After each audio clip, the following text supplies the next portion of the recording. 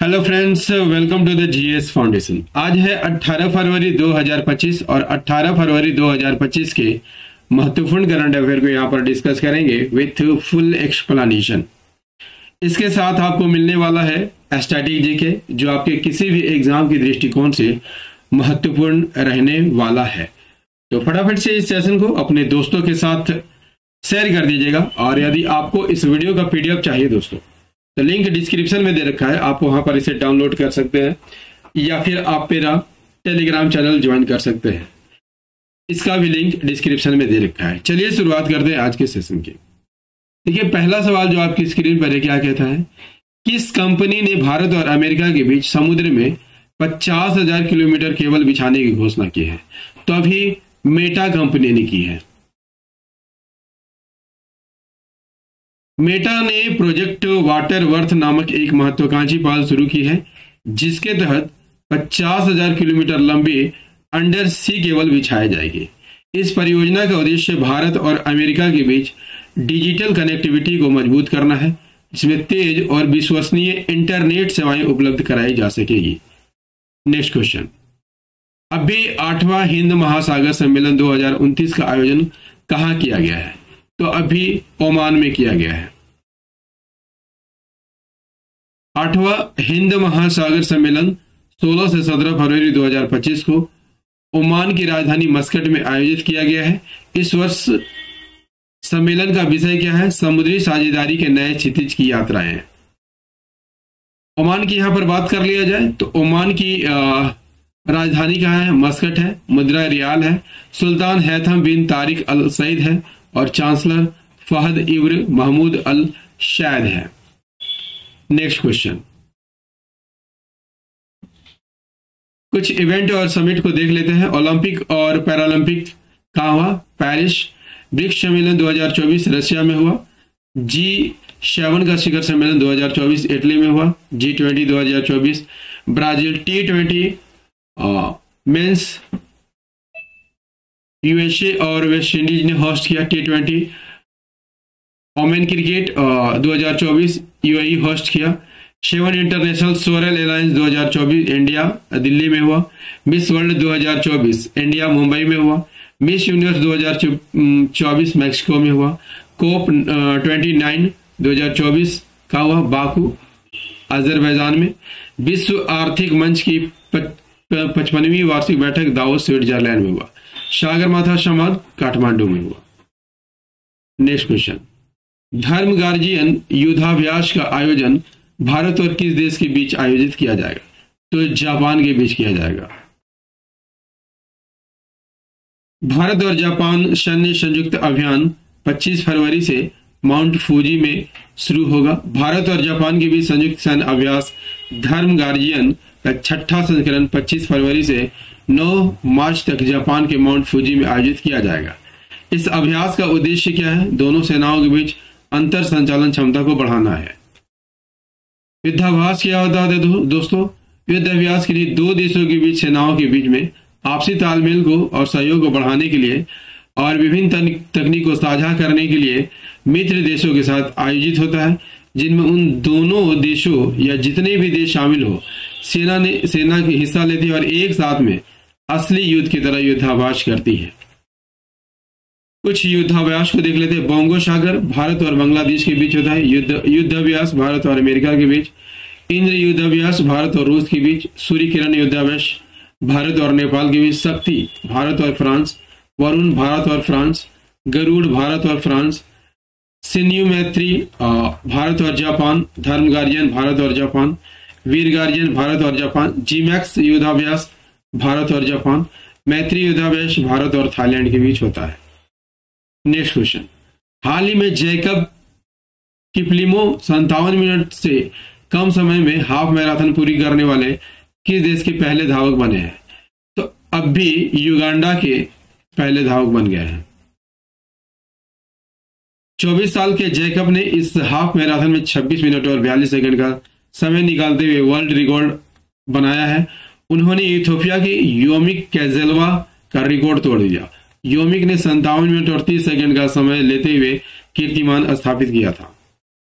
Uganda की बात कर लिया जाए तो युगांडा की राजधानी कहाँ है? कंपाला है। युगांडा की राजधानी कहाँ है दोस्तों? कंपाला है। मुद्रा क्या? Uganda shilling. राष्ट्रपति योवेरी मुसेवेनी है। यदि आपसे पूछ लिया जाए कि विक्टोरिया झील जो है कितने देशों की सीमा पर है, तो ये 3 देशों की सीमा पर है, तंजानिया, युगांडा और केनिया की सीमा पर है लेक विक्टोरिया। यदि आपसे पूछ लिया जाए नील नदी कहाँ से निकलती है, तो इसी विक्टोरिया झील से निकलती है और कहाँ पर जाके मिलती है? मेडिटेरियन सी में जाके मिलती है। मेडिटेरियन सी में जाके ये मिल जाती है। नेक्स्ट क्वेश्चन, हाल ही में किस संगठन ने अंग दान करे जीवन बचाए पहल की शुरुआत की है? तो अभी आईसीसी ने की है। आईसीसी की बात कर लिया जाए तो इसकी स्थापना कब हुई थी? 1909 में। और मुख्यालय दुबई और अध्यक्ष कौन है? जय शाह है। वेस्ट इंडीज के जोमेल वारिकन और ऑस्ट्रेलिया की बेथ मुनी ने जनवरी 2025 के लिए ICC player of the month का पुरस्कार जीता है। आईसीसी ने चैंपियंस ट्रॉफी 2025 का ऑफिशियल सॉन्ग लॉन्च किया है जीतो बाजी खेल के। भारतीय गेंदबाज अर्शदीप सिंह को ICC men's T20 cricketer of the year 2024 चुना गया है। भारत के तेज गेंदबाज जसप्रीत बुमराह 2024 के लिए ICC men's test cricketer of the year चुने गए। आईसीसी के हॉल ऑफ फेम में शामिल होने वाली पहली भारतीय महिला कौन है? डायना एडुल्जी बनी है। Mains T20 world cup winner कौन है? इंडिया है। और होस्ट कौन किया था? यूएसए और वेस्ट इंडीज ने। Women's T20 world cup winner New Zealand है। होस्ट किसने किया था? यूएई ने। आईसीसी भ्रष्टाचार निरोधक इकाई के नए अध्यक्ष कौन बने हैं? सुमति धर्मवर्धने बने हैं। पूर्व भारतीय सलामी बल्लेबाज शिखर धवन को 19 फरवरी से 9 मार्च तक पाकिस्तान और दुबई में होने वाली आईसीसी चैंपियंस ट्रॉफी के लिए 4 इवेंट एम्बेसडर में से एक नामित किया है। नेक्स्ट क्वेश्चन, वनडे अंतरराष्ट्रीय में 6000 रन पूरे करने वाले सबसे तेज खिलाड़ी कौन बने हैं? तो अभी बाबर आजम बने हैं। पाकिस्तान के स्टार बल्लेबाज बाबर आजम ने वनडे अंतरराष्ट्रीय में 6000 रन पूरे करने वाले सबसे तेज खिलाड़ी बनने का रिकॉर्ड अपने नाम कर लिया है। बाबर आजम ने केवल 123 पारियों में मील का पत्थर हासिल किया, जिससे वह साउथ अफ्रीका के बल्लेबाज अमला के रिकॉर्ड की बराबरी कर चुके हैं। अमला ने भी 123 पारियों में 6000 वनडे रन पूरे किए थे। इस रिकॉर्ड के साथ बाबर आजम ने भारत के दिग्गज बल्लेबाज विराट कोहली को पीछे छोड़ दिया, जो इस मुकाम तक पहुंचने के लिए 136 पारियां खेल चुके थे। नेक्स्ट क्वेश्चन, मैसाचुसेट्स की गवर्नर मौरा हिल्ली द्वारा किस भारतीय को गवर्नर प्रशस्ति पत्र से सम्मानित किया है? तो अभी अनीता अंबानी को सम्मानित किया गया है। रिलायंस फाउंडेशन की फाउंडर और चेयरपर्सन नीता अंबानी को उनके शिक्षा, स्वास्थ्य और महिला सशक्तिकरण में योगदान के लिए मैसाचुसेट्स की गवर्नर मौरा हिल्ली द्वारा गवर्नर प्रशस्ति पत्र से सम्मानित किया गया है। नेक्स्ट क्वेश्चन, आरबीआई ने कितने मूल्य वर्ग के नए बैंक नोट जारी करने की घोषणा की है, जिन पर नए गवर्नर संजय मल्होत्रा के हस्ताक्षर होंगे? तो अभी 50 रुपए के नोट जारी किए गए हैं। भारतीय रिजर्व बैंक के नए 50 मूल्य वर्ग के बैंक नोट जारी करने की घोषणा की गई है, जिन पर नए नियुक्त गवर्नर संजय मल्होत्रा के हस्ताक्षर होंगे। ये बैंक नोट महात्मा गांधी की श्रृंखला के वर्तमान डिजाइन को बनाए रखेंगे, जिससे देश की मुद्रा प्रणाली में स्थिरता बनी रहेगी। महत्वपूर्ण रूप से पहले जारी किए गए 50 के सभी नोट वैध रहेंगे और कानूनी रूप से मान्य होंगे, जैसा कि आरबीआई ने पुष्टि किया है। आरबीआई की बात कर लिया जाए तो इसका मुख्यालय कहाँ है? मुंबई है। स्थापना 1 अप्रैल 1935 को हुई थी। गवर्नर संजय मल्होत्रा बनाए गए हैं। प्रथम गवर्नर कौन थे? सर ऑसबॉर्न स्मिथ थे। प्रथम भारतीय गवर्नर यदि आपसे पूछ लिया जाए सीडी देशमुख थे। अभी उप गवर्नर कौन है? एम राजेश्वर राव स्वामीनाथन, जेटी रविशंकर और doctor MD Patra. Next question, हाल ही में किस राज्य सरकार ने नील गाय को मारने की अनुमति दी है? तो अभी हरियाणा सरकार ने नील गाय को मारने की अनुमति दे दी है। हरियाणा सरकार ने हाल ही में नए वन्य जीव नियम लागू किए हैं, जो नील गाय के नर को मारने की अनुमति देते हैं। यह निर्णय मानव वन्य जीव संघर्ष को कम करने और कृषि को नील गाय द्वारा होने वाले नुकसान को रोकने के लिए किया गया है। हरियाणा की बात कर लिया जाए तो इसकी राजधानी क्या है? चंडीगढ़ है। मुख्यमंत्री नायाब सिंह सैनी है। राज्यपाल बंडारू दत्तात्रेय है। यहाँ पर राष्ट्रीय उद्यान सुल्तानपुर पक्षी राष्ट्रीय उद्यान, कलेसर राष्ट्रीय उद्यान। लोकसभा सीट 10 है, राज्यसभा सीट 5 है और विधानसभा सीट 90 है। पड़ोसी राज्य पंजाब, हिमाचल प्रदेश, उत्तर प्रदेश, उत्तराखंड, राजस्थान। केंद्र शासित प्रदेश 2 है, चंडीगढ़ और दिल्ली। हरियाणा की बात कर लिया है तो हरियाणा में विश्व बैंक की सहायता से आर्टिफिशियल इंटेलिजेंस की स्थापना की जाएगी। हरियाणा के कुरुक्षेत्र में 28 नवंबर से 15 दिसंबर 2024 तक अंतर्राष्ट्रीय गीता महोत्सव का आयोजन किया जाएगा। लोकसभा अध्यक्ष ओम बिरला ने सोनीपत में हाल ही में देश के पहले संविधान संग्रहालय का उद्घाटन किया है। 7 दिसंबर को हरियाणा के पंचकुला में 100 दिवसीय टीबी उन्मूलन अभियान शुरुआत हुई है। प्रधानमंत्री नरेंद्र मोदी 9 दिसंबर को हरियाणा के पानीपत में बीमा सखी योजना का शुभारंभ किया। हरियाणा के पूर्व मुख्यमंत्री ओम प्रकाश चौटाला का 89 वर्ष की आयु में निधन हो गया है। हरियाणा की मंत्री श्रुति चौधरी ने राष्ट्रीय बालिका दिवस 2025 पर सम्मान संजीवनी ऐप लॉन्च किया है। राज्य में हर खेत स्वस्थ खेत अभियान शुरू किया है। नेक्स्ट क्वेश्चन, पद्म श्री सम्मानित सुक्री बोमगौड़ा का हाल ही में निधन हुआ। इनका संबंध किस क्षेत्र से है? इनका संबंध प्रसिद्ध लोक गायिका थी,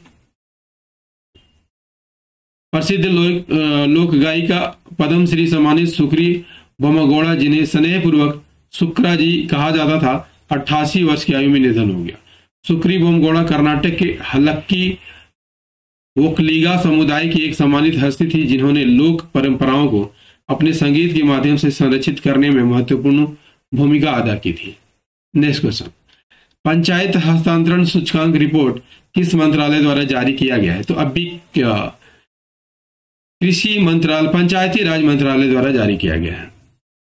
पंचायत हस्तांतरण सूचकांक रिपोर्ट राज्यों और केंद्र शासित प्रदेशों में पंचायतों को हस्तांतरण की स्थिति का आकलन करती है। साल 2024 की इस रिपोर्ट के मुताबिक कर्नाटक पंचायत हस्तांतरण सूचकांक में पहले नंबर पर है। पंचायती राज मंत्री कौन है? श्री राजीव रंजन सिंह उर्फ ललन सिंह है। नेक्स्ट क्वेश्चन, वैश्विक पर्यटन लचीलापन दिवस 2025 कब मनाया गया है?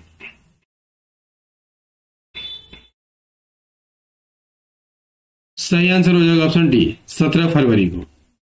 वैश्विक पर्यटन लचीला दिवस हर साल 17 फरवरी को मनाया जाता है। यह वैश्विक पर्यटन उद्योग के लचीलेपन को देखने और उस पर विचार करने का अवसर है।